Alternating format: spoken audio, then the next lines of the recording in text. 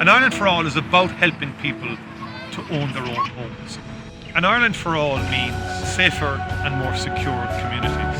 All is committed to increasing the number. An Ireland for All means that we have to ensure that childcare is affordable and Concerted action viable. on mental health is an urgent priority. We will reduce class sizes and target measures to help schools which serve disadvantaged communities. We are proposing a significant expansion of the proven National Treatment Purchase Fund, which will help over 100,000 people. Balance of 4 to 1 of investment.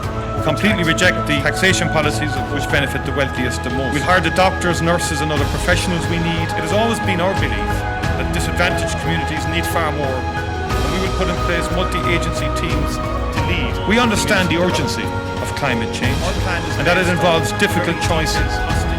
We will implement a just transition which ring fences revenue from carbon taxes. Fianna Fáil is a positive agenda for change, an agenda for a new government which has the will to move from words to action, action which can deliver an Ireland which serves all of its people.